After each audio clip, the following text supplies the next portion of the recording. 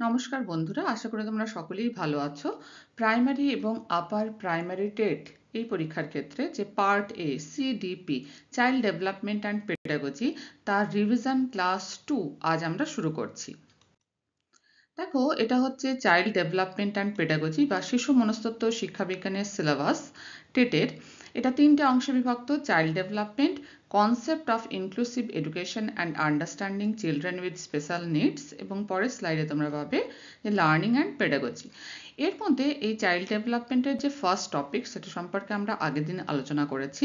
আজ আমরা আলোচনা করব heredity and environment as factors of development এই প্রসঙ্গে, অর্থাৎ বংশগতি এবং পরিবেশ বিকাশে কিভাবে গুরুত্বপূর্ণ ভূমিকা পালন করে সেটা সম্পর্কে আজ আমরা আলোচনা করব।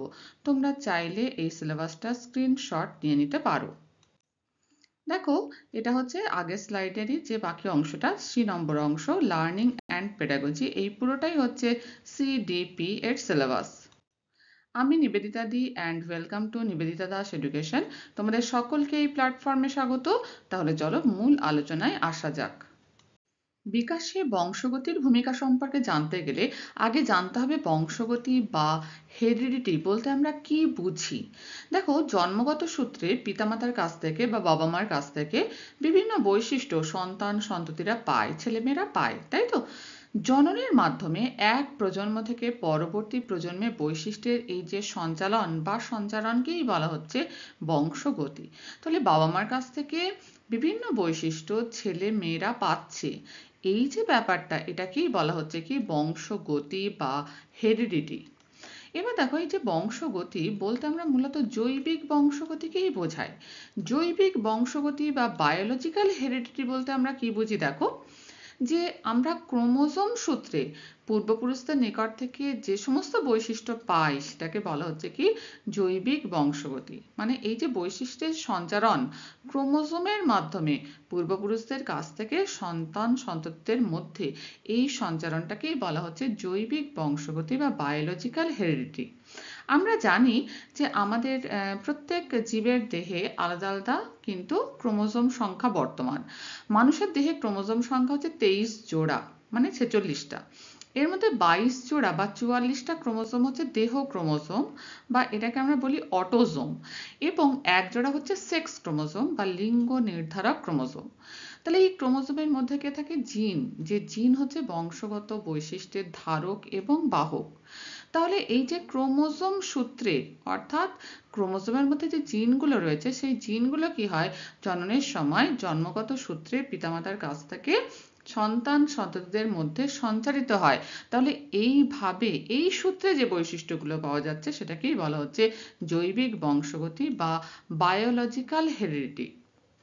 এবার দেখো, সামাজিক বংশগতি বা সোশ্যাল হেরিডিটি বলতে আমরা কি বুঝি? সামাজিক বংশগতি মানে কি, যে আমরা দেখি যে আমাদের পূর্বপুরুষরা বিভিন্ন রীতিনীতি প্রথা এগুলোকে পালন করে আসেন, এবং আমরা সামাজিক রীতিনীতি প্রথা দক্ষতা এগুলো পূর্বপুরুষদের নিকট থেকে কিন্তু পাই, তাই তো? এটাকেই বলা হচ্ছে সামাজিক বংশগতি, অর্থাৎ সামাজিক নিয়মকানুনগুলোও আমরা পূর্বপুরুষদের কাছ থেকে পাই, সেটা সামাজিক বংশগতি। আর ক্রোমোজোমের মধ্যে থাকা জিন, যেটা বংশগত বৈশিষ্ট্যের ধারক এবং বাহক, সেটা যখন জননের মাধ্যমে বাবা মার কাছ থেকে পরবর্তী প্রজন্ম অর্থাৎ সন্তান সন্ততিতে সঞ্চারিত হয়, তখন তাকে বলা হয় জৈবিক বংশগতি বা বায়োলজিক্যাল হেরিডিটি। তাহলে হেরিডিটি বা বংশগতি বলতে মূলত আমরা জৈবিক বংশগতিকেই বুঝি। এরপরে দেখো, আমরা আসছি যে এই যে সুপ্রজনন বিদ্যা বা জেনেটিক্স এর ফাদার বা জনক কাকে বলা হয়, ফাদার অফ জেনেটিক্স কাকে বলা হয়? গ্রেগার জোহান মেন্ডেল, তাকে বলা হয় ফাদার অফ জেনেটিক্স বা সুপ্রজনন বিদ্যার জনক। তাহলে এখন আমরা বংশগতি ব্যাপারটা সম্পর্কে আশা করি বুঝতে পারলাম, এবং জৈবিক বংশগতি কাকে বলে সেটা সম্পর্কেও জানতে পারলাম। এরপরে আমরা আসি দেখো বংশগতির নীতি প্রসঙ্গে, লজ অফ হেরিডিটি। আমরা এই যে বংশগতির দু ধরনের নীতি পাই। এক ধরনের নীতি হচ্ছে সাদৃশ্য নীতি, যেটাকে বলা হচ্ছে লাইক বিগেটস লাইক, অর্থাৎ সমজাতীয় প্রাণী সবসময় সমজাতীয় প্রাণীরই জন্ম দেয়। আমরা দেখব যে বাঘের বাচ্চা বাঘই হয়, বাঘের বাচ্চা কখনো সিংহ হয় না, তাই তো? এটাই হচ্ছে সাদৃশ্যের নীতি।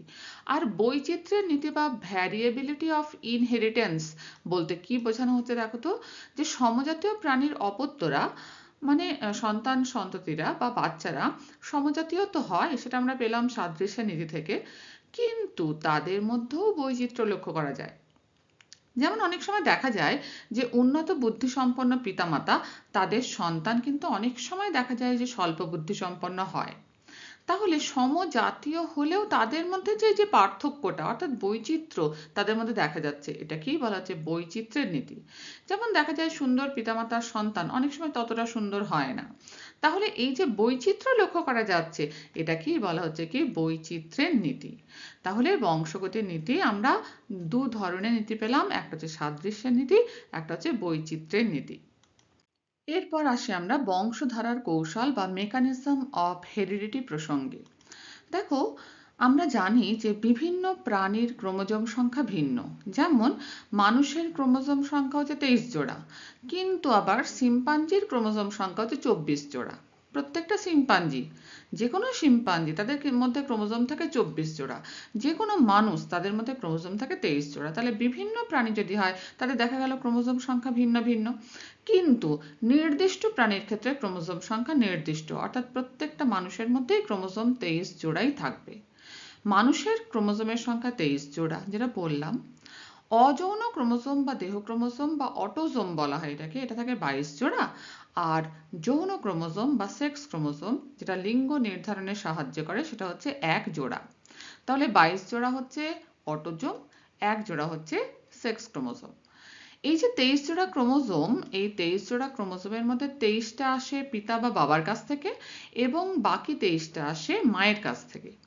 প্রতিটি ক্রোমোজোমের মধ্যে থাকে 1000-এর ওপর জিন। বংশধারা সূত্রে প্রাপ্ত বৈশিষ্ট্যগুলো বহন করে কে? এই জিন। যেটা আমরা বললাম যে জিন হচ্ছে বংশগত বৈশিষ্ট্যের ধারক এবং বাহক। এই জিনের মধ্যেই সেই বংশগত বৈশিষ্ট্যগুলো থাকে, যেগুলো এক প্রজন্ম থেকে পরবর্তী প্রজন্মে সঞ্চালিত হয়।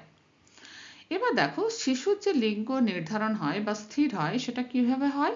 এক জোড়া যৌন ক্রোমোজোমের দ্বারা বা সেক্স ক্রোমোজোমের দ্বারা। কারণ 23 জোড়া ক্রোমোজোমের মধ্যে 22 জোড়া তো অটোজোম বা দেহ ক্রোমোজোম, এক জোড়া হচ্ছে যৌন ক্রোমোজোম, তার দ্বারাই শিশুর লিঙ্গ স্থির হয়। নারীদের যে যৌন ক্রোমোজোমে থাকে কি এক্স এক্স, দুটোই এক্স। পুরুষদের যৌন ক্রোমোজোমে থাকে এক্স ওয়াই। তাহলে ভ্যারিয়েশনটা আছে কিন্তু পুরুষদের মধ্যে, নারীদের তো দুটোই একই এক্স এক্স।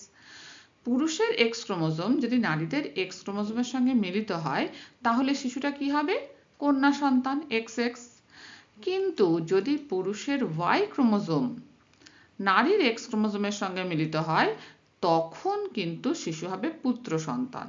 তাহলে এক্স ওয়াই এর ওয়াইটা আসছে কার কাছ থেকে? বাবার কাছ থেকে, তাই তো? তাহলে আমরা বলতে পারি শিশুর লিঙ্গ নির্ধারক কে? পিতা। পিতার দ্বারাই কিন্তু শিশুর লিঙ্গ নির্ধারিত হয়, এখানে মায়ের কোনো ভূমিকা কিন্তু নেই।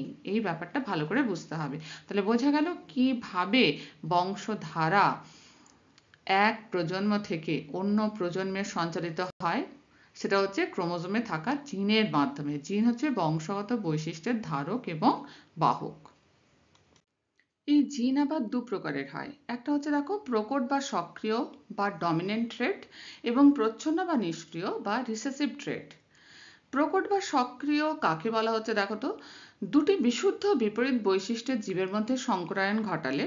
তাহলে ধরে নাও যে দুটো বিশুদ্ধ বৈশিষ্ট্যের জীব হতে হবে। ধরে নিলাম একটা বিশুদ্ধ লম্বা মটর গাছ নেওয়া হলো, আর একটা বিশুদ্ধ বেঁটে মটর গাছ নেওয়া হলো।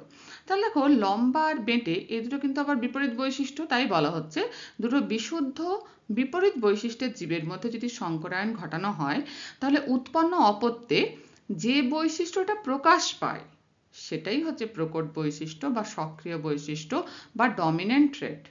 এবং এই বৈশিষ্ট্য প্রকাশক জিনকে বলা হচ্ছে প্রকট বা সক্রিয় জিন। এবং যে বৈশিষ্ট্যটা প্রকাশিত হয় না সেটাই হচ্ছে প্রচ্ছন্ন বৈশিষ্ট্য বা নিষ্ক্রিয় বৈশিষ্ট্য বা রিসেসিভ ট্রেট। এবং এই প্রচ্ছন্ন বৈশিষ্ট্য প্রকাশক জিনকে বলা হচ্ছে প্রচ্ছন্ন বা নিষ্ক্রিয় জিন। ব্যাপারটা আশা করি বোঝা গেল। আরো একটু ডিটেলসে ব্যাপারটা বুঝতে গেলে দেখো কিভাবে আমরা ব্যাপারটাকে এক্সপ্লেন করব। যে মনে করো একটা বিশুদ্ধ লম্বা মটর গাছ নেওয়া হলো, টল, অর্থাৎ ক্যাপিটাল টি দিয়ে ডিনোট করছি যে বিশুদ্ধ লম্বা মটর গাছ। এর সঙ্গে বিশুদ্ধ খর্বাকার বা বেঁটে মটর গাছের সংকরায়ন ঘটানো হচ্ছে। তাহলে বিশুদ্ধ খর্বাকার মানে এটাকে ডিনোট করছি স্মল টি, যেহেতু বিপরীত বৈশিষ্ট্য, এটা ক্যাপিটাল টি দিয়ে যদি ডিনোট করি তাহলে এটা স্মল টি দিয়ে ডিনোট করছি। এবার দেখো এটা হচ্ছে পেরেন্টাল জেনারেশন বা পি জনু বলা হয় এটাকে। এদের মধ্যে সংকরায়ন ঘটালে যে অপত্য আমরা পাবো সেটাকে বলা হবে প্রথম অপত্য জনু বা ফার্স্ট জেনারেশন F1। এখানে দেখো বিশুদ্ধ লম্বা মটর গাছ থেকে আমরা যে গ্যামেটগুলো পাচ্ছি দুটোই হচ্ছে ক্যাপিটাল টি, আর বিশুদ্ধ খর্বাকার মটর গাছ থেকে যে গ্যামেটগুলো পাচ্ছি সেই দুটোই হচ্ছে স্মল টি। এবারে খেয়াল করো, দেখো এই ক্যাপিটাল টি এর সঙ্গে এই স্মল টি সংকরায়িত হয়ে ক্যাপিটাল টি স্মল টি উৎপন্ন করলো। এখানেও ক্যাপিটাল টি স্মল টি শুরু হলো, ক্যাপিটাল টি স্মল টি উৎপন্ন করলো। এখানেও দেখো এই যে এই বক্সটা, এখানে কি হচ্ছে এই গ্যামেটের সঙ্গে এই গ্যামেট মিলিত হবে, তাহলে ক্যাপিটাল টি স্মল টি এখানেও পাচ্ছি। এই বক্সের ক্ষেত্রেও দেখো এখানে ক্যাপিটাল টি এখানে স্মল টি, তাহলে এটা হচ্ছে ক্যাপিটাল টি স্মল টি। এই যে ক্যাপিটাল টি স্মল টি এটা কিন্তু দেখো বিশুদ্ধ লম্বা নয়, বিশুদ্ধ লম্বা তো ক্যাপিটাল টি, তাহলে এটা হচ্ছে সংকর লম্বা। কিন্তু যে গাছগুলো আমরা পাবো প্রথম অপত্য জনুতে দেখবো সবকটাই লম্বা, দেখে কিন্তু বোঝা যাবে না, দেখে মনে হবে সবগুলোই লম্বা গাছ, কিন্তু জিনগত বৈশিষ্ট্য লক্ষ্য করলে আমরা দেখতে পাবো যে এখানে জিনের যে সংযুক্তি সেটা কিন্তু বিশুদ্ধ লম্বা ক্যাপিটাল টি নয়, এটা হচ্ছে ক্যাপিটাল টি স্মল টি। তাহলে আমরা দেখতে পাচ্ছি যে জিনগুলো কি হলো, যে গ্যামেটগুলো গঠিত হলো বিশুদ্ধ লম্বা এবং বিশুদ্ধ খর্বাকার মটর গাছ থেকে, অর্থাৎ পেরেন্টাল জেনারেশন বা পি জনু থেকে যে গ্যামেটগুলো পাওয়া গেল সেগুলো প্রথম অপত্য জনুতে যখন অপত্য সৃষ্টি করলো তখন কিন্তু তারা যুক্ত হয়ে সংকর লম্বা প্রজাতির গাছ তৈরি করলো, যার আমরা দেখতে পাচ্ছি সংযুক্তি হচ্ছে ক্যাপিটাল টি স্মল টি। তাহলে এখানে যে কোন বৈশিষ্ট্যটা প্রকাশ পেল, লম্বা বৈশিষ্ট্যটাই প্রকাশ পেল। তাহলে এই যে লম্বা বৈশিষ্ট্য এটাকে বলা হচ্ছে প্রকট বৈশিষ্ট্য বা সক্রিয় বৈশিষ্ট্য বা ডমিনেন্ট ট্রেট। এবং যে প্রচ্ছন্ন বৈশিষ্ট্য হলো কি বেঁটে, যেটা প্রকাশ পেল না, এটাকে বলা হচ্ছে কি প্রচ্ছন্ন বৈশিষ্ট্য বা নিষ্ক্রিয় বৈশিষ্ট্য বা রিসেসিভ ট্রেট। তাহলে আশা করি প্রকট বা সক্রিয় বৈশিষ্ট্য এবং প্রচ্ছন্ন বা নিষ্ক্রিয় বৈশিষ্ট্য সম্পর্কে তোমাদের একটা ধারণা হলো, তাই তো? এবার আমরা কি করব না, প্রথম অপত্য জনু বা F1 জনুতে যে সংকর লম্বা মটর গাছগুলো পাওয়া গেল তাদের মধ্যে আবার সংকরায়ন ঘটানো হবে। তাহলে আমরা জনিত্র জনুতে কি পেলাম, যে আমরা দেখলাম জিনগত গঠন কি ছিল, বিশুদ্ধ লম্বা মটর গাছের ক্যাপিটাল টি এবং বিশুদ্ধ বেঁটে মটর গাছের পেয়েছিলাম আমরা স্মল টি। তাহলে এই জনিত্র জনুর দুটো গাছের মধ্যে সংকরায়ন ঘটিয়ে আমরা প্রথম অপত্য জনু বা F1 জনুতে সবগুলোই সংকর লম্বা মটর গাছ পেয়েছি। এবার দুটো সংকর লম্বা মটর গাছের মধ্যে যখন সংকরায়ন ঘটাচ্ছি, দেখো সংকর লম্বা মানে তার জিনগত যে বৈশিষ্ট্য বা গঠন সেটা হচ্ছে ক্যাপিটাল টি স্মল টি। তাহলে এখান থেকে দু ধরনের গ্যামেট উৎপন্ন হবে, একটা ক্যাপিটাল টি একটা স্মল টি। আমরা দুদিকেই কেন লিখেছি বলতো, একটা হচ্ছে পুং গ্যামেট একটা হচ্ছে স্ত্রী গ্যামেট। এবারে এখান থেকে যে অপত্যগুলো উৎপন্ন হবে তাদের জিনগত গঠন কিরকম হবে, দেখো এখানে ক্যাপিটাল টি আছে গ্যামেট, এখানেও ক্যাপিটাল টি, তাহলে এই বক্সে দেখো এই বক্সের ওপরে ক্যাপিটাল টি এপাশে ক্যাপিটাল টি, তাহলে এখানে তৈরি হবে ক্যাপিটাল টি মানে এটা কি বিশুদ্ধ লম্বা মটর গাছ, যেটা আমি পেলাম একটা। এবার দেখো এখানে কি উৎপন্ন হবে, এখানে স্মল টি এখানে ক্যাপিটাল টি, তাহলে ক্যাপিটাল টি স্মল টি মানে এটা কি সংকর লম্বা মটর গাছ। এই বক্সে দেখো এখানে ক্যাপিটাল টি এখানে স্মল টি, তাহলে ক্যাপিটাল টি স্মল টি মানে এটাও সংকর লম্বা মটর গাছ। আর এই বক্সে দেখো এখানে ক্যাপিটাল স্মল টি এখানেও স্মল টি, তাহলে এটা স্মল টি মানে এটা বিশুদ্ধ বেঁটে মটর গাছ। তাহলে আমরা দেখতে পাচ্ছি দ্বিতীয় অপত্য জনুতে এসে কি হলো, এখানে আমরা দেখতে পাচ্ছি যে আমরা অপত্যগুলো পেলাম তার মধ্যে একটা হচ্ছে বিশুদ্ধ লম্বা, দুটো হচ্ছে সংকর লম্বা, একটা হচ্ছে বিশুদ্ধ বেঁটে। তাহলে এর যে জিনোটাইপিক অনুপাত হচ্ছে 1:2:1, বিশুদ্ধ লম্বা ইস্টু সংকর লম্বা ইস্টু বিশুদ্ধ বেঁটে, এটা হচ্ছে 1:2:1। কিন্তু আমরা বলতে পারি ফিনোটাইপিক যে অনুপাত, ফিনোটাইপ মানে যেটা যে বৈশিষ্ট্যগুলো বাইরে থেকে চোখে দেখা যায়, তাহলে এখানে পাবো তিনটে লম্বা মটর গাছ, একটা বিশুদ্ধ লম্বা, দুটো সংকর লম্বা, মানে তিনটেই তো বাইরে থেকে দেখে আমার লম্বা বলেই মনে হচ্ছে। তাহলে ফিনোটাইপিক অনুপাতে আমরা লম্বা ইস্টু বেঁটে এর অনুপাতটা পাবো 3:1। তাহলে এই যে ঘটনাটা আমরা দেখতে পেলাম, দুবার সংকরায়ন ঘটানোর ফলে তার থেকে মেন্ডেল যে সিদ্ধান্তে উপনীত হলেন সেটা একটা সূত্ররূপে তিনি প্রকাশ করেন, যেটাকে বলা হয় মেন্ডেলের পৃথকীভবন সূত্র বা ল অফ সেগ্রেগেশন। ল অফ সেগ্রেগেশন বা পৃথকীভবন সূত্র বলতে আমরা কি বুঝি, কি বলা হয়েছে এই সূত্রে? দেখো, এখানে বলা হচ্ছে যে মাতৃকোষে বিপরীতধর্মী বৈশিষ্ট্যের উপাদান বা অ্যালিল অপত্যজনিতে সঞ্চালিত হলেও সেই বৈশিষ্ট্যগুলোর মিশ্রণ ঘটে না। এটা তো ঠিক, কারণ যেটা আমরা দেখলাম যে বিশুদ্ধ লম্বা মটর গাছের সঙ্গে বিশুদ্ধ বেঁটে মটর গাছের সংকরায়ন ঘটিয়ে আমরা সংকর লম্বা মটর গাছ পেলাম। কিন্তু এখানে কি এই যে আমার অ্যালিলগুলোর কি এখানে কি সংমিশ্রণ ঘটলো? নিশ্চয়ই না। যদি ঘটতো তাহলে দ্বিতীয় অপত্যজনিতে আবার কি আমরা বিশুদ্ধ লম্বা মটর গাছ পেতাম বা বিশুদ্ধ বেটে মটর গাছ পেতাম? নিশ্চয়ই পেতাম না। সেটাই বলেছেন মেন্ডেল যে মাতৃকোষে বিপরীতধর্মী যে বৈশিষ্ট্যের উপাদান বা অ্যালিল এগুলো অপত্যজনিতে সঞ্চালিত হলেও সেই বৈশিষ্ট্যগুলোর কিন্তু মিশ্রণ ঘটে না, বরং গ্যামেট গঠনের সময় তারা পরস্পর থেকে কি হয়, পৃথক হয়ে যায়। তাহলে এখানে গ্যামেট গঠনের সময় এটা তো আলাদা আলাদা ক্যাপিটাল টি এবং স্মল টি দুটো গ্যামেট তৈরি করলো। আবার আরেকটা সংকর লম্বা মটর গাছও ক্যাপিটাল টি স্মল টি দুটো আলাদা আলাদা গ্যামেট তৈরি করলো। তাহলে গ্যামেট গঠনের সময় তারা পরস্পর থেকে পৃথক হলো, তাই তো? তাহলে এই যে সূত্রটা, এটা কি বলা হচ্ছে পৃথকীভবন সূত্র বা ল অফ সেগ্রেগেশন, সেটা মেন্ডেল এই যে পরীক্ষার মাধ্যমেই এই সূত্রে উপনীত হয়েছিলেন। এরপর আমরা দুটো টার্ম সম্পর্কে জানবো, একটা হচ্ছে ব্যাক ক্রস, একটা হলো টেস্ট ক্রস। ব্যাক ক্রস বলতে আমরা কি বুঝি? দেখো, এখানে কি করা হচ্ছে, বিশুদ্ধ লম্বা মটর গাছের সঙ্গে সংকর লম্বা মটর গাছের সংকরায়ন ঘটানো হচ্ছে। মানে কি, এখানে দেখো জনিত্রী জনু বা পি জনু, পি জনুর যে বিশুদ্ধ লম্বা মটর গাছ মানে হচ্ছে যে এখানে যেটা প্রকট বৈশিষ্ট্য সম্পন্ন যে বিশুদ্ধ বৈশিষ্ট্যের যে গাছ যেটা আমরা পি জনুতে পেয়েছি, তার সঙ্গে কিন্তু F1 জনুর যে সংকর লম্বা মটর গাছ তার সংকরায়ন ঘটানো হচ্ছে।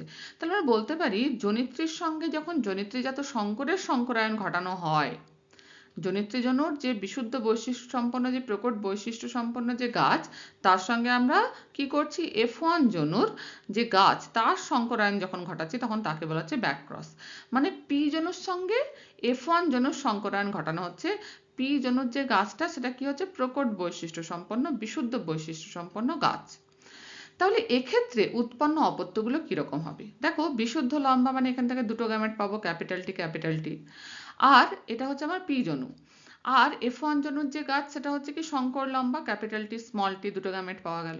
তাহলে দেখো এখানে কি উৎপন্ন হবে, ক্যাপিটাল টি বিশুদ্ধ লম্বা, এখানেও ক্যাপিটাল টি বিশুদ্ধ লম্বা, এখানে চলে আসছে ক্যাপিটাল টি স্মল টি সংকর লম্বা, এখানেও ক্যাপিটাল টি স্মল টি মানে হচ্ছে সংকর লম্বা। তাহলে দুটো বিশুদ্ধ লম্বা, দুটো সংকর লম্বা। তাহলে এখানে দেখা যায় 100% যে অপত্য উৎপন্ন হয় প্রত্যেকেই কিন্তু বিশুদ্ধ বৈশিষ্ট্য সম্পন্ন হয়, মানে তাদের ফিনোটাইপে দেখা যায় কি যে প্রত্যেকটাই লম্বা। তাহলে এখানে 100% লম্বা মটর গাছ পাওয়া যাচ্ছে, তাই তো? এরপরে আমরা চলে আসি, দেখো টেস্ট ক্রস বলতে আমরা কি বুঝি। টেস্ট ক্রস কি, সংকর লম্বা মটর গাছের সঙ্গে বিশুদ্ধ বেঁটে মটর গাছের সংকরায়ন। তাহলে এখানেও কিন্তু পি জনুর সঙ্গে F1 জনুরই সংকরায়ন ঘটানো হচ্ছে, কিন্তু পি জনুর গাছটা কি হচ্ছে, প্রচ্ছন্ন বৈশিষ্ট্য সম্পন্ন যে গাছ তার সঙ্গে F1 জনুর সংকরায়ন ঘটানো হচ্ছে। তাহলে এখানে স্মল টি মানে দুটো গ্যামেট পাওয়া গেল, যেটা হচ্ছে প্যারেন্টাল জেনারেশন বা পি জনুর প্রচ্ছন্ন বৈশিষ্ট্য সম্পন্ন যে উদ্ভিদ বিশুদ্ধ বেঁটে মটর গাছ। আর যে F1 জনুর যে গাছ সেটা হচ্ছে সংকর লম্বা, ক্যাপিটাল টি স্মল টি। তাহলে এখানে গাছগুলো কিরকম হবে, দেখো যে উৎপন্ন অপত্যগুলো কিরকম হবে। দেখো এখানে কি হবে, ক্যাপিটাল টি স্মল টি মানে এটা সংকর লম্বা, এখানে স্মল টি মানে বিশুদ্ধ বেঁটে, এখানে দেখো ক্যাপিটাল টি স্মল টি মানে এখানে হচ্ছে কি আমার ক্যাপিটাল টি স্মল টি মানে সংকর লম্বা, আর এখানে হচ্ছে স্মল টি মানে এটা বিশুদ্ধ বেঁটে। তাহলে এখানে দেখা যাচ্ছে 50% লম্বা 50% বেঁটে মটর গাছ পাওয়া যাচ্ছে টেস্ট ক্রসে, কিন্তু ব্যাক ক্রসে দেখা যাচ্ছে কি যে সবগুলোই হচ্ছে কি লম্বা। তাহলে এটা হলো ব্যাক ক্রস এবং টেস্ট ক্রস। এরপর আসি আমরা মেন্ডেলের দ্বি-সংকর জনন পরীক্ষাতে। দেখো, দ্বি-সংকর জনন পরীক্ষাতে কি হচ্ছে, হলুদ গোলাকার মটর বীজ নেওয়া হয়েছে, তার সঙ্গে সবুজ কুঞ্চিত মটর বীজের সংকরায়ন ঘটানো হচ্ছে। দুটো বৈশিষ্ট্য একত্রে নেওয়া হয়েছে। দেখো, এখানে হলুদ এবং গোলাকার দুটোই প্রকট বৈশিষ্ট্য, capital Y capital Y capital R capital R. যেহেতু হলুদের বিপরীত বৈশিষ্ট্য সবুজ এবং গোলাকারের বিপরীত বৈশিষ্ট্য কুঞ্চিত এবং এরা প্রচ্ছন্ন বৈশিষ্ট্য সম্পন্ন, তাই এটাকে স্মল আর দিয়ে ডিনোট করা হয়েছে। তাহলে হলুদ গোলাকার মটর বীজের সঙ্গে সংকরায়ন ঘটানো হচ্ছে কার? সবুজ কুঞ্চিত মটর বীজের। প্রথম অপত্যজনিত দেখো, এখান থেকে যে গ্যামেটগুলো উৎপন্ন হবে, এখানে কিন্তু এক ধরনেরই গ্যামেট উৎপন্ন হবে, ক্যাপিটাল ওয়াই স্মল আর, তাই তো? তাই নেওয়া হয়েছে। আর এখান থেকেও এক ধরনের গ্যামেটই উৎপন্ন হবে, স্মল ওয়াই স্মল আর, তাই নেওয়া হয়েছে, তাই তো? এবার প্রথম অপত্যজনু বা F1 জনুতে দেখো উৎপন্ন উদ্ভিদগুলো কিরকম হবে। এখানে খেয়াল করো, এটার সঙ্গে এটা, তাহলে কি হচ্ছে, capital Y capital R small r. তাহলে এখানে যেহেতু ক্যাপিটাল ওয়াই আছে, এখানে হলুদ বৈশিষ্ট্যই প্রকাশ পাবে, আর যেহেতু ক্যাপিটাল আর আছে, তাই এখানে গোলাকার বৈশিষ্ট্যই প্রকাশ পাবে। তাহলে এটা হবে হলুদ গোলাকার মটর বীজ। একইভাবে এখানেও তাই, capital Y capital R small r. প্রথম অপত্যজনিতে আমরা জানি যে সংকর যে আমরা উদ্ভিদগুলো পাই, প্রত্যেকটাই কিন্তু আমরা দেখতে পাচ্ছি একই ধরনের, এবং প্রত্যেকটারই যে বৈশিষ্ট্যটা প্রকাশ পাবে সেটা হচ্ছে হলুদ গোলাকার। এখানেও দেখো, capital Y capital R small r মানে হলুদ গোলাকার, এটাও capital Y capital R small r মানে হলুদ গোলাকার। তাহলে চারটে বৈশিষ্ট্য 100% যে আমরা গাছগুলো পাবো, প্রত্যেকটাই হবে হলুদ গোলাকার মটর বীজ যুক্ত গাছ, তাই তো? এবারে এটা হলো প্রথম অপত্যজনু। এবারে দেখো, এই যে আমরা যে প্রথম অপত্যজনুতে যে উদ্ভিদগুলো পেলাম, capital Y capital R small r, এখান থেকে যখন গ্যামেট তৈরি হবে, তখন মেন্ডেলের যে স্বাধীন বিন্যাসের সূত্র এখানে প্রযোজ্য হবে। মানে প্রথম অপত্যজনুতে কি হয়েছে, যে বৈশিষ্ট্যগুলো সংমিশ্রিত হলেও তারা একত্রিত হয় না, একত্রিত হলেও তারা মিশ্রিত হয় না, তাই তো? ফলে গ্যামেট গঠনের সময় কিন্তু বৈশিষ্ট্যগুলো পরস্পর থেকে পৃথক হয়ে যায়, যেটা আমরা পেলাম পৃথক ভবনের সূত্র বা ল অফ সেগ্রিগেশন, যেটা মেন্ডেল দিয়েছিলেন।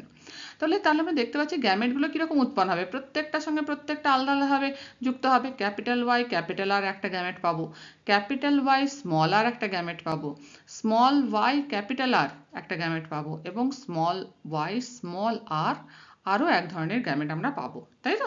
এটা প্রথম অপত্যজনু বা F1 জনু থেকে প্রাপ্ত যে উদ্ভিদ, তারা পরবর্তীকালে যখন তাদের মধ্যে সংকরায়ন ঘটানো হচ্ছে, তারা এইভাবে কিন্তু গ্যামেটগুলো উৎপন্ন করছে।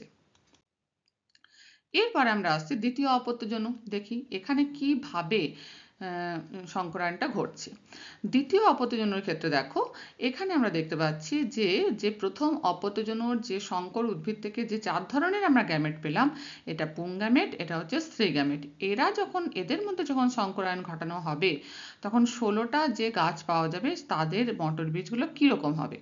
দেখো, প্রথমে কি হবে, capital Y capital R capital R. তাহলে দেখো, এখানে বিশুদ্ধ বৈশিষ্ট্য সম্পন্ন গাছ পাবো, হলুদ গোল, তাই তো? এখানে ক্যাপিটাল ওয়াই মানে এটা হলুদ, কিন্তু ক্যাপিটাল আর স্মল আর মানে এটা কিন্তু গোলই হচ্ছে, কিন্তু এখানে কিন্তু বৈশিষ্ট্যের সংমিশ্রণ ঘটেছে। একইভাবে এখানেও পাচ্ছি দেখো, ক্যাপিটাল ওয়াই ক্যাপিটাল আর, তাহলে হলুদ গোল।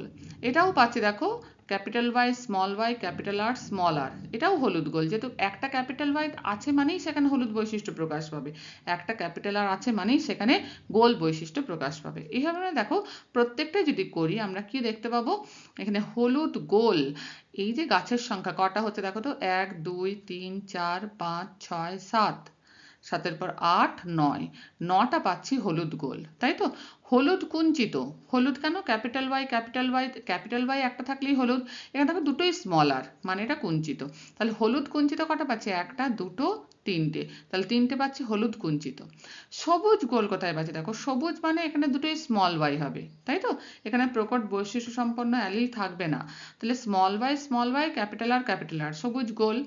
দেখো, এটাও সবুজ গোল, এটাও সবুজ গোল, কারণ দেখো স্মল ওয়াই আছে, কিন্তু একটা করে ক্যাপিটাল আর আছে, তাহলে সবুজ গোলও পাচ্ছি আমরা তিনটে। আর সবুজ কুঞ্চিত স্মল ওয়াই এটা আমরা পাচ্ছি একটা। তাহলে এইভাবে দেখতে পাচ্ছি যে বিভিন্ন বৈশিষ্ট্য কিন্তু দ্বিতীয় অপত্যজনুতে আবার ফিরে ফিরে আসছে। ঠিক আছে, তাহলে এটা হলো দ্বিতীয় অপত্যজনু, যেটা সংকরায়ন ঘটানো হয়েছে দুটো বৈশিষ্ট্যের মধ্যে, দ্বিসংকর জনন মেন্ডেলের। এখান থেকে আমরা এক ধরনের সূত্র পাচ্ছি, যেটা হচ্ছে স্বাধীন বিন্যাস সূত্র। এটাও মেন্ডেলই দিয়েছেন এই পরীক্ষা থেকে। স্বাধীন বিন্যাস সূত্রে কি বলা হচ্ছে দেখো, দুই বা ততোধিক মানে দুই বা দুইয়ের বেশি জোড়া বিপরীতধর্মী যুগ্ম বৈশিষ্ট্যের উপাদান, এটা কি হয়, জনিত্র থেকে অপত্যে একত্রিত হলেও তারা কখনো মিশ্রিত হয় না, বরং অপত্যের গ্যামেট গঠনের সময় প্রতি জোড়া উপাদান পরস্পর থেকে পৃথক হয় এবং সম্ভাব্য সব সমন্বয়ে স্বতন্ত্রভাবে তাদের বিন্যাস ঘটে, যেটা আমরা কিন্তু পরীক্ষাটা করার সময় দেখতে পেলাম, তাই তো। দুই বা তার বেশি জোড়া বিপরীতধর্মী যুগ্ম বৈশিষ্ট্যের উপাদান জনিত্রী মানে পি জনু থেকে F1 জনুতে একত্রিত হচ্ছে, কিন্তু তারা কখনো মিশ্রিত হচ্ছে না, বরং যখন অপত্যের গ্যামেট গঠন হচ্ছে, যেটা আমরা দেখালাম তোমাদের, তখন প্রতি জোড়া উপাদান কি হচ্ছে, পরস্পর থেকে পৃথক হচ্ছে এবং সম্ভাব্য সব সমন্বয়ে যতভাবে যুক্ত হওয়া যায় ততভাবে স্বতন্ত্রভাবে তাদের কিন্তু বিন্যাস ঘটছে। এটাকেই বলা হচ্ছে স্বাধীন বিন্যাস সূত্র। তাহলে কি দেখা গেল দেখো তো, দেখা গেল যে ক্রোমোজোমের অন্তর্ভুক্ত জিনের সাদৃশ্যের জন্যই পিতামাতার সঙ্গে সন্তানদের বা সহোদর ভাই বোনদের পরস্পরের মধ্যে সাদৃশ্য লক্ষ্য করা যায়, তাই তো। দুই বোনকে দেখলে অনেক সময় চেনা যায় মুখ দেখে যে এটা দুই বোন। তাহলে এই যে সাদৃশ্যটা কোথা থেকে আসছে, জিনের সাদৃশ্যের জন্যই আসছে। জিনের সাদৃশ্য কেন তৈরি হচ্ছে, ক্রোমোজোমের সাদৃশ্যের জন্য, যে ক্রোমোজোমটা তারা একই পিতামাতার কাছ থেকে পাচ্ছে। তাহলে এই ক্রোমোজোমের মধ্যে জিনের সাদৃশ্যের জন্যই দেখা যায় পিতামাতার সঙ্গে তার ছেলে মেয়েদের অথবা ভাই বোনদের মধ্যে সাদৃশ্য লক্ষ্য করা যায়। কিন্তু ক্রোমোজোমের সংগঠনের আকস্মিকতার জন্য অর্থাৎ বৈচিত্র্যের নীতির জন্য, এই যে বলছে যে সম্ভাব্য সব সমন্বয়ে স্বতন্ত্রভাবে তাদের বিন্যাস ঘটে, তাহলে এর ফলে F2 জনিতে যে আমরা অপত্য পাই তাদের মধ্যে কিন্তু ভ্যারিয়েশন লক্ষ্য করা যায়।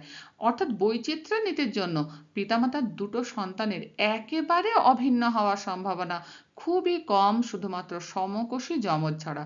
সমকোষী যমজ ব্যাপারটা সম্পর্কে আমরা আলোচনায় আসছি। কিন্তু এই যে কথাটা বললো যে পিতামাতার দুটো সন্তানের একেবারে অভিন্ন বা একই রকম হওয়ার সম্ভাবনা খুবই কম, এটা আমরা দেখতেই পাই যে দুটো মানুষ পরস্পরের একেবারে একই রকম কখনোই হয় না, একটু পার্থক্য হলেও লক্ষ্য করা যায় সমকোষী যমজ ছাড়া। এটাই তো ব্যক্তিগত পার্থক্য, তো এটা এই কারণেই সৃষ্টি হয়, কেন, বৈচিত্র্যের নীতির জন্য। তাহলে আশা করি ব্যাপারটা বোঝা গেল। এরপরে আমরা আসছি দেখো সমকোষী যমজ বা আইডেন্টিক্যাল টুইনস বলতে আমরা কাদের বুঝি। এই যে বললো যে দুটো সন্তান একেবারে অভিন্ন হয় না একমাত্র সমকোষী যমজ ছাড়া, তাহলে সমকোষী যমজের ক্ষেত্রে ব্যাপারটা কি ঘটে, এখানে দেখো একটা নিষিক্ত ডিম্বকোষ, তাহলে কি হয়, ডিম্বকোষ এখানে নিষিক্ত হয়ে যাওয়ার পর দুটো ভাগে বিভক্ত হয় এবং দুটো কোষে পরিণত হওয়ার পর কোষ বিভাজন প্রক্রিয়ার মাধ্যমে দুটো পূর্ণাঙ্গ শিশুতে পরিণত হয়। তাহলে এখানে কি হচ্ছে যে একটা কোষই, একটা ডিম্বকোষই নিষিক্ত হচ্ছে, তারপর সেটা দুটো ভাগে বিভক্ত হচ্ছে, ফলে ক্রোমোজোমের গঠন কিন্তু একই থাকছে দুটো কোষের মধ্যে। এই জন্যই দেখা যায় সমকোষী যমজ বা আইডেন্টিক্যাল টুইনসরা একেবারে একই রকম হয়। এক্ষেত্রে দুটো শিশু হলেও তারা সম্পূর্ণ একই বংশধারা নিয়ে আসে, কারণ নিষেকের সময় কি জিনের গঠনটা দুটো কোষের ক্ষেত্রে তো একই হয়, জিনের গঠন একই, তারপর সেটা দুটো ভাগে ভাগ হচ্ছে, তাই তো। এই সমকোষী যমজ শিশুদের দেখা যায় দুটোই হয় পুত্র সন্তান হবে, দুটো বাচ্চাই পুত্র হবে বা দুটো বাচ্চাই কন্যা হবে, একটা পুত্র একটা কন্যা এরকম কিন্তু সমকোষী যমজদের ক্ষেত্রে দেখা যায় না। এরপরে আমরা যেটা আসছে সেটা হচ্ছে ভিন্নকোষী যমজ বা ফ্র্যাটার্নাল টুইনস। দেখো ভিন্নকোষী যমজ কাদের বলে, এক্ষেত্রে একই সময়ে স্ত্রীর দুটো ডিম্বকোষ দুটো পুংজনন কোষ দ্বারা নিষিক্ত হয়, তাহলে দুটো আলাদা আলাদা ডিম্বকোষ দুটো আলাদা আলাদা পুংজনন কোষ দ্বারা নিষিক্ত হয়, ফলে এখানে জিনের গঠনে কিছুটা হলেও পার্থক্য লক্ষ্য করা যায়, ফলে এরা একেবারে একই রকম হয় না আইডেন্টিক্যাল টুইনস বা সমকোষী যমজের মতো। তাহলে এক্ষেত্রে আমরা ভিন্নকোষী যমজে কি দেখতে পেলাম, ফ্র্যাটার্নাল টুইনসদের ক্ষেত্রে একই সময়ে স্ত্রীর দুটো ডিম্বকোষ দুটো পুংজনন কোষ দ্বারা নিষিক্ত হয় এবং কোষ বিভাজন প্রক্রিয়ার মাধ্যমে দুটো পূর্ণাঙ্গ শিশুতে পরিণত হয়। ভিন্নকোষী যমজদের ক্ষেত্রে একটা পুত্র এবং একটা কন্যা সন্তান কিন্তু হতে পারে। তাহলে আশা করি সমকোষী যমজ এবং ভিন্নকোষী যমজ ব্যাপার দুটো বোঝা গেল। হেরিডিটি বা বংশধারা বা বংশগতি সম্পর্কে আমরা ডিটেলসে আলোচনা করলাম। এরপর আমরা দেখব যে এই যে বংশগতি বা বংশধারা এটা ব্যক্তির জীবন এবং বিকাশের ক্ষেত্রে কি গুরুত্বপূর্ণ ভূমিকা পালন করে। দেখো, এই যে ব্যক্তি জীবন এবং বিকাশের ক্ষেত্রে বংশধারার প্রভাব সম্পর্কে যে সমস্ত বিজ্ঞানীরা গবেষণা করেছেন তাদের বলা হয় বংশধারাবাদী বা হেরেডিটারিয়ান। তারা মূলত গবেষণা করেছেন কিভাবে পারিবারিক ইতিহাস থেকে, অর্থাৎ একটা ফ্যামিলি তার বিভিন্ন জেনারেশনের ওপর তারা বিভিন্ন পরীক্ষা নিরীক্ষা করে ব্যাপারগুলো সম্পর্কে জানার চেষ্টা করেছেন। এই যে হেরেডিটারিয়ান বা বংশধারাবাদী বিজ্ঞানীদের মধ্যে উল্লেখযোগ্য কয়েকটা নাম হচ্ছে গ্যালটন, ম্যাকপারসন, গডার্ড, ডাগডেল, টারম্যান, নিউম্যান এবং ফেইনগোল্ড। এই বিজ্ঞানীদের মতে ব্যক্তি জীবনে এবং বিকাশের ক্ষেত্রে কার ভূমিকা বেশি? না, হেরিডিটি বা বংশধারার ভূমিকা অনেক বেশি পরিবেশ বা এনভায়রনমেন্টের তুলনায়।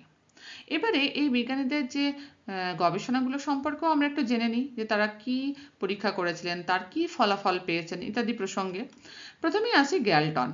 তিনি ছিলেন প্রথম মনোবিজ্ঞানী যিনি কি করেছিলেন, যে মানুষের যে বংশধারা তার প্রকৃতি এবং মাত্রা এর উপর সমীক্ষা করেছিলেন। তিনি ইংল্যান্ডের 997 জন খ্যাতিমান ব্যক্তির সন্ধান পেয়েছিলেন যাদের পরিবারের মধ্যে দেখা গিয়েছিল 332 জনই প্রতিষ্ঠিত।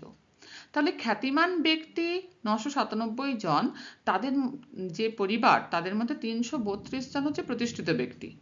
অপরদিকে তিনি 997 জন সাধারণ ব্যক্তির পরিবারের মধ্যে তারা দেখেছিলেন যে মাত্র একজন বিখ্যাত ব্যক্তির সন্ধান পেয়েছিলেন।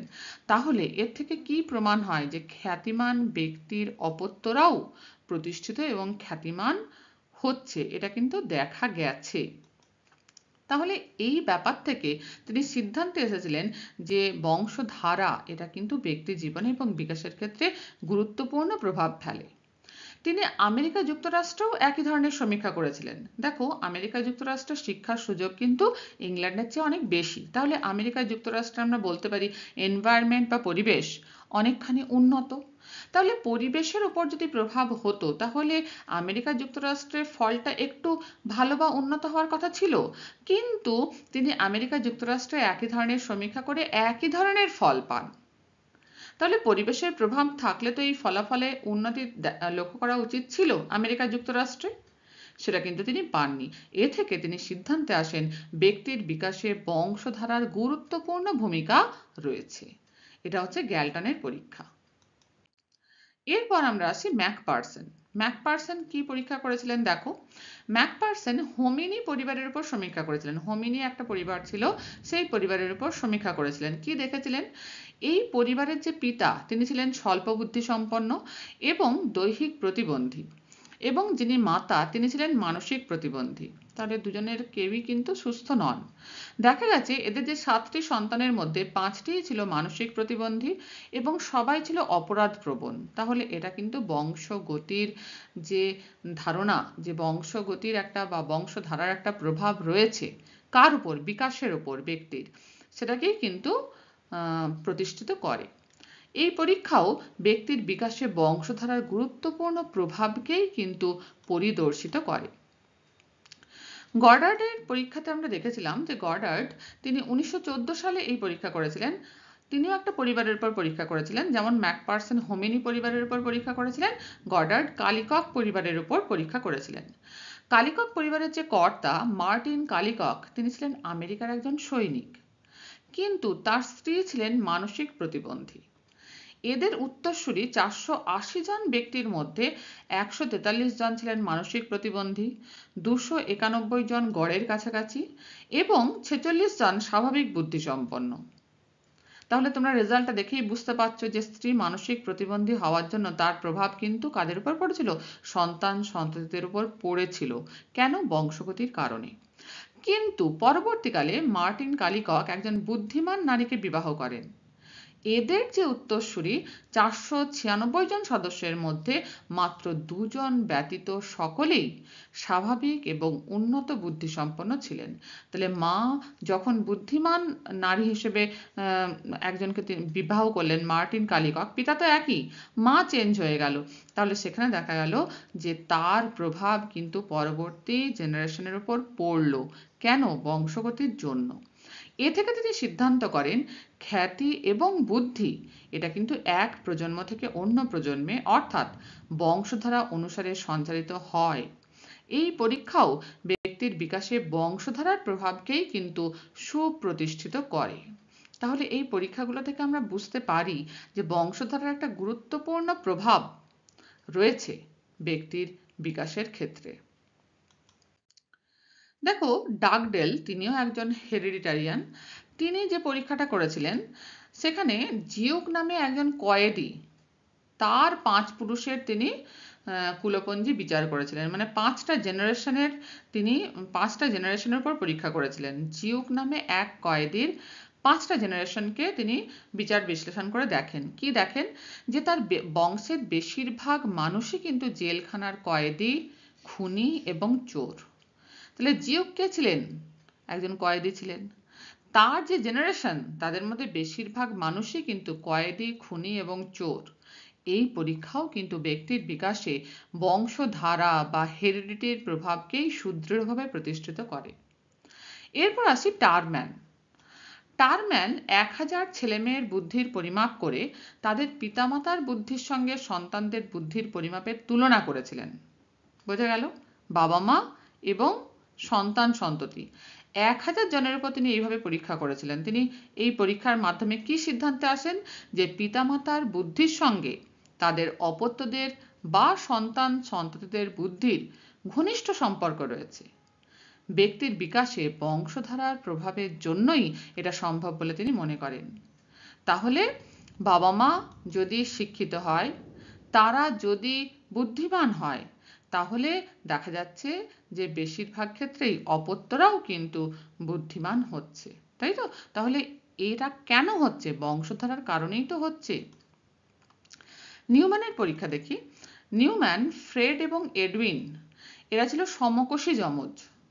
এই যে সমকোষী যমজ, তারা খুব কম বয়স থেকেই কিন্তু দুটো পৃথক পরিবারে বড় হয়েছিল, অর্থাৎ তাদের কিন্তু এনভায়রনমেন্ট বা পরিবেশ ভিন্ন ছিল। সমকোষী যমজ মানে কি? যে বংশধারা একই, তাই তো? তাদের মধ্যে কিন্তু একই জিন বর্তমান, তাহলে তাদের বৈশিষ্ট্য একদম একই হয়, কিন্তু তারা খুব কম বয়স থেকে দুটো পৃথক পরিবারে বড় হয়েছিল। তাদের বয়স যখন 26 বছর, তখন নিউম্যান এদের খোঁজ পান এবং লক্ষ্য করেন যে পরিবেশের তো পার্থক্য ছিলই, তা সত্ত্বেও এদের আকৃতি, গায়ের রং, চোখের রং, চুলের রং, ওজন, উচ্চতা, বুদ্ধি, মেজাজ, এই যে বিভিন্ন বৈশিষ্ট্য, এদের মধ্যে আশ্চর্য একটা সাদৃশ্য তিনি লক্ষ্য করেছিলেন।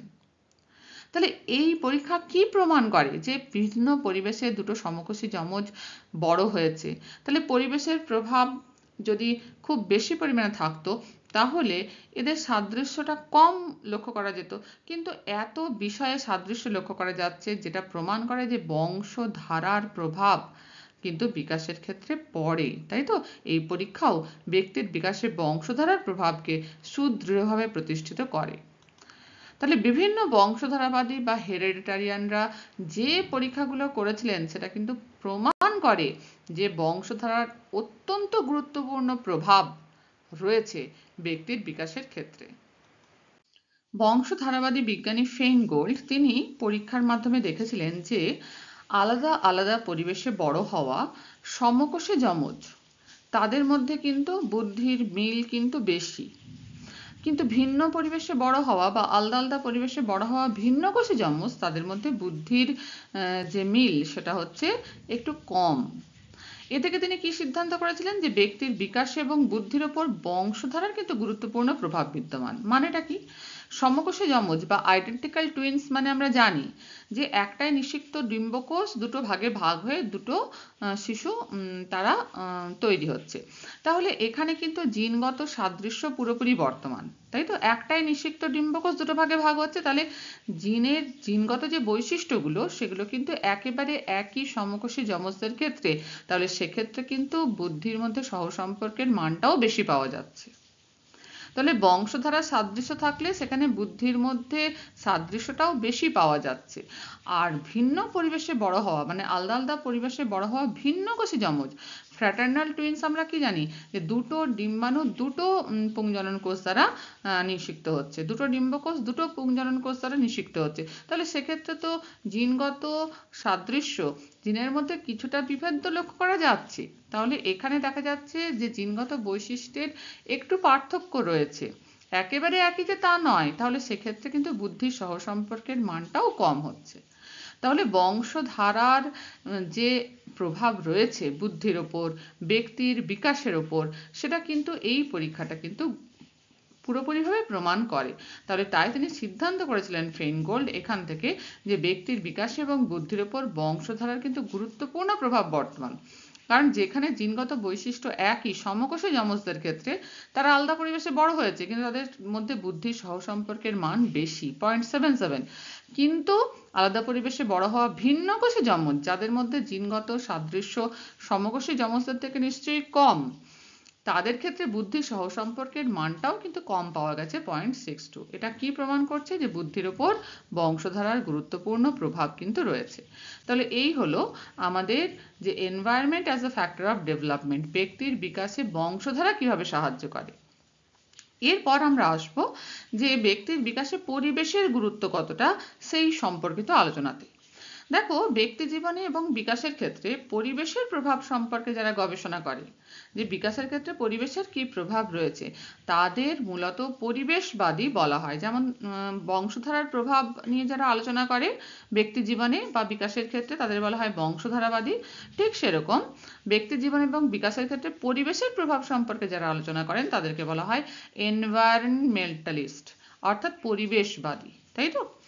এই পরিবেশবাদীদের মধ্যে উল্লেখযোগ্য কয়েকজনের নাম হচ্ছে ওয়াটসন, ইস্টারব্রুক, ক্যাটেল, বারবারা বার্কস ইত্যাদি।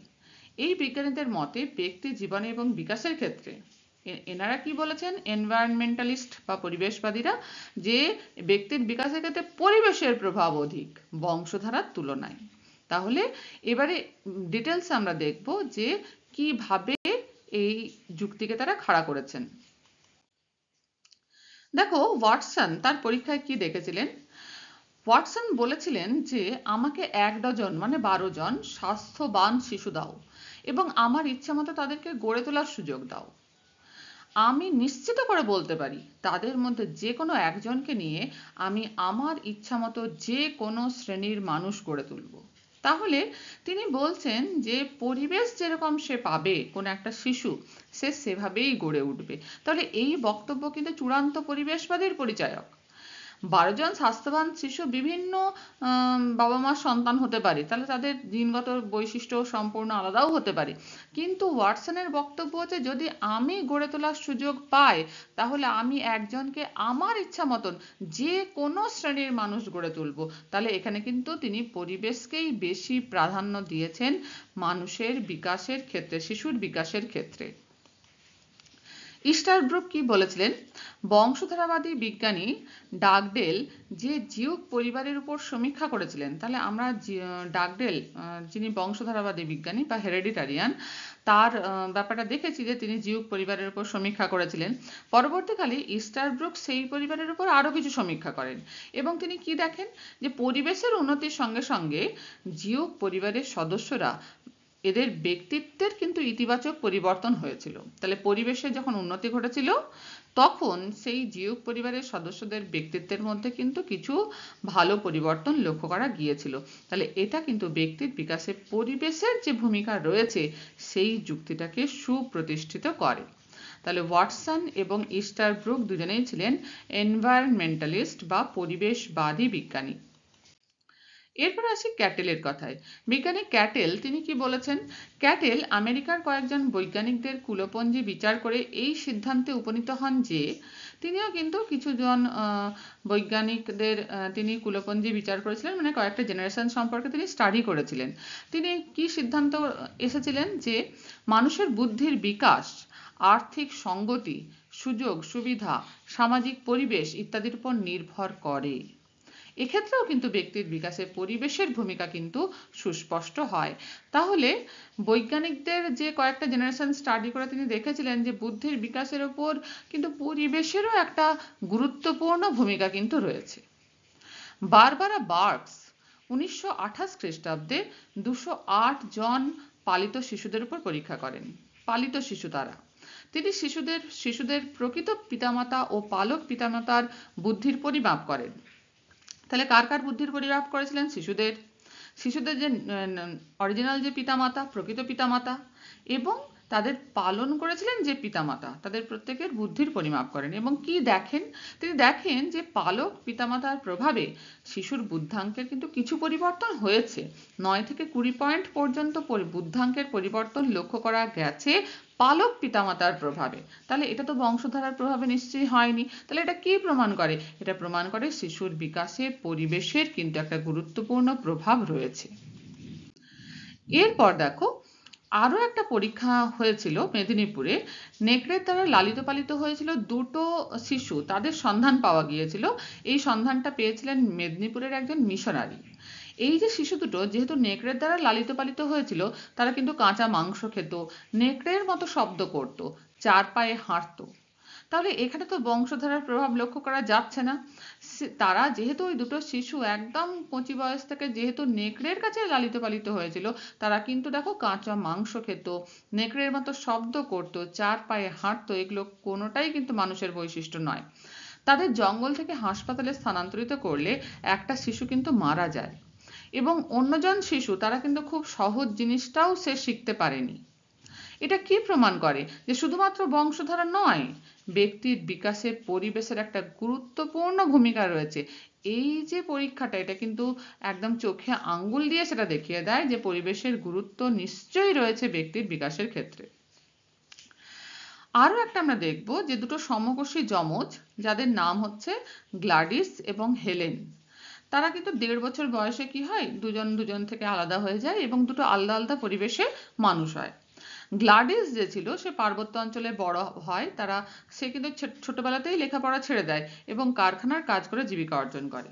কিন্তু হেলেন, সে কিন্তু গ্রাজুয়েশন কমপ্লিট করে এবং বিশ্ববিদ্যালয়ে শিক্ষকতার কাজ করে। তাহলে দুটো ভিন্ন পরিবেশ, দুজনের বড় হওয়া আলাদা, একজন পড়াশোনা করার সুযোগ পেয়েছে, একজন পায়নি, তাই তো? একজন কারখানার কাজ করে, একজন বিদ্যালয়ের শিক্ষকতার কাজ করে। তাহলে অনেক পার্থক্য পরিবেশগত। 35 বছর বয়সে দেখা যায় সমকোষী যমজ তো তারা, তাহলে তাদের বংশধারা একেবারে একই হওয়া সত্ত্বেও বুদ্ধি, সৌন্দর্য, আত্মবিশ্বাস, আচার আচরণ, মানসিক সামর্থ্য সব দিক থেকেই তারা অনেকটা ভিন্ন। অর্থাৎ তাদের মধ্যে কিছু পার্থক্য তো রয়েইছে এই সমস্ত দিক থেকে। এই ঘটনা কি প্রমাণ করে? যে শিশুর বিকাশে পরিবেশের গুরুত্বপূর্ণ প্রভাব রয়েছে। তাহলে পরিবেশবাদীদের বিভিন্ন পরীক্ষা এবং তার ফলাফল ও সিদ্ধান্ত, এবং যারা বংশধারাবাদী বা হেরিডিটারিয়ান, তাদেরও বিভিন্ন ধরনের পরীক্ষা, ফলাফল এবং সিদ্ধান্ত বিচার করে কি সিদ্ধান্তে আসা যায়? যে কোনো শিশুর বংশধারা সূত্রে প্রাপ্ত যে সহজাত গুণাবলী, বংশধারা সূত্রে তারা তো কিছু গুণাবলী পাচ্ছেই, যেগুলো তাদের সহজাত গুণাবলী, তাই তো, ইননেট ক্যারেক্টারিস্টিক্স, সেগুলো কিন্তু উপযুক্ত পরিবেশ ছাড়া কখনোই বিকশিত হতে পারে না। তাহলে বংশধারার প্রভাব যেমন গুরুত্বপূর্ণ শিশুর বিকাশে, সেরকম পরিবেশের প্রভাবও কিন্তু সমানভাবে গুরুত্বপূর্ণ। ফলে শিশুর বিকাশে বংশধারা এবং পরিবেশ দুটোই সমান গুরুত্বপূর্ণ এবং অপরিহার্য। এখানে বংশধারা এবং পরিবেশ একে অপরের বিপরীত নয়, বরং পরস্পরের পরিপূরক। পরিপূরক মানে কি? একে অপরকে সম্পূর্ণ করে, তাই তো? ম্যাকাইভার এবং পেজ, দুজন বিজ্ঞানী, তাদের মতে জীবনের প্রতিটি বিষয় হলো বংশধারা এবং পরিবেশের গুণফল, একটা অপরটার উপর নির্ভরশীল। বংশধারা এবং পরিবেশকে কিন্তু পরস্পর থেকে বিচ্ছিন্ন করা যায় না। উডওয়ার্থ এবং মার্কুইস বলেছেন যে বংশধারা এবং পরিবেশের সম্পর্ক কিন্তু সমষ্টির নয়, যোগফলের নয়। সম্পর্কটা কেমন? গুণফলের। তাহলে আমরা বলতেই পারি development equal to heredity into environment. D for development equal to H for heredity into E for environment. D equal to H into E. তাহলে আশা করি যে এই যে বংশধারা বা আমরা বলতে পারি হেরিডিটি বা বংশগতি এবং পরিবেশ কিভাবে শিশুর বিকাশের উপর প্রভাব ফেলে, এটা সম্পর্কে আমাদের একটা ক্লিয়ার ধারণা তৈরি হলো। তাহলে আমরা আমাদের ক্লাসের একেবারে শেষ অংশে চলে এসেছি। এবার লাস্ট আমরা যেটুকু আলোচনা করব যে শিক্ষার উপর বংশগতি এবং পরিবেশের প্রভাব কিরূপ। শিক্ষার উপর এর প্রভাবটা কিরূপ। দেখো এখানে বলছে যে ব্যক্তিগত পার্থক্য মানে কি, প্রত্যেক প্রত্যেক মানুষের থেকে আলাদা, প্রত্যেক ব্যক্তির থেকে আলাদা, সমকোষী যমজ ছাড়া আমরা আলোচনা করলাম। এই ব্যক্তিগত পার্থক্যের মূল কারণ কি? বংশধারা, তাই তো, এবং পরিবেশের পার্থক্য। একটা শ্রেণীকক্ষে বিভিন্ন মেধা এবং ক্ষমতা সম্পন্ন শিক্ষার্থীরা একত্রে অবস্থান করে। ফলে শিক্ষককে কি করতে হবে? শিক্ষকের এখানে অনেক দায়িত্ব। তাকে প্রথমে ব্যক্তির সম্ভাবনাগুলো সম্পর্কে সঠিক জ্ঞান অর্জন করতে হবে, যে তার সম্ভাবনাগুলো কি কি। এবারে তার সেই ক্ষমতা অনুযায়ী তাদের শ্রেণীবিভাগ করতে হবে এবং সেই অনুযায়ী সঠিক পাঠ্যক্রম নির্দিষ্ট করতে হবে। প্রত্যেক বাচ্চা আলাদা, তাদের সামর্থ্য আলাদা। তাহলে সেই সামর্থ্য সম্পর্কে, সম্ভাবনা সম্পর্কে জ্ঞান অর্জন করে তাদের আগে আলাদা আলাদা করতে হবে এবং তাদের প্রত্যেকের নিজস্ব সামর্থ্য অনুযায়ী কিন্তু পাঠ্যক্রম নির্দিষ্ট করতে হবে এবং সঠিক শিক্ষণ পদ্ধতিও স্থির করতে হবে। এক্ষেত্রে বিভিন্ন প্রকার যে ব্যক্তিকেন্দ্রিক শিক্ষণ পদ্ধতি রয়েছে সেগুলো ব্যবহার করা যেতে পারে। অর্থাৎ এখানে শ্রেণীকক্ষে কিন্তু ছাত্র সংখ্যা যতটা সম্ভব কম হতে হবে, যাতে শিক্ষক প্রত্যেক শিক্ষার্থীর প্রতি নজর দিতে পারেন। শ্রেণীর কাজ এবং বাড়ির কাজ দেওয়ার সময় কিন্তু শিক্ষক প্রত্যেকটি শিক্ষার্থীর ক্ষমতা বিবেচনা করবেন এবং সেই অনুযায়ী কাজ দেবেন। এবং শিক্ষক প্রয়োজন মতো কম মেধাসম্পন্ন যে শিক্ষার্থী, তাদের কিন্তু সংশোধনী শিক্ষা বা রেমিডিয়াল টিচিং এর ব্যবস্থা করবে। এর ফলে প্রত্যেকটা শিক্ষার্থী নিজ নিজ মেধা এবং সামর্থ্য অনুসারে সর্বোচ্চ স্তরে বিকশিত হওয়ার সুযোগ পাবে। তাহলে বংশগতি এবং পরিবেশের প্রভাব বিকাশের ক্ষেত্রে কিরূপ, এই বিষয়ে যদি আমাদের সঠিক ধারণা থাকে, সেটাকে আমরা কিন্তু শিক্ষার ক্ষেত্রে তার ইমপ্লিকেশনস বা প্রয়োগ ঘটাতে পারবো। শিক্ষকরা এ ব্যাপারে যথেষ্ট পরিমাণে যত্নশীল হলে প্রত্যেকটা বাচ্চা কিন্তু নিজ নিজ মেধা এবং সামর্থ্য অনুসারে কিন্তু তাদের সর্বোচ্চ স্তরে বিকশিত হওয়ার সুযোগ পাবে। তাহলে আজ আমরা শিশুর বিকাশে বংশগতি এবং পরিবেশের প্রভাব সম্পর্কে ডিটেলসে আলোচনা করলাম। ভিডিও ভালো লাগলে তোমরা বন্ধুদের মধ্যে শেয়ার করে দিও এবং সাবস্ক্রাইব করে নিও। Always be positive, creative and constructive. ভালো থেকো, পাশে থেকো। ধন্যবাদ।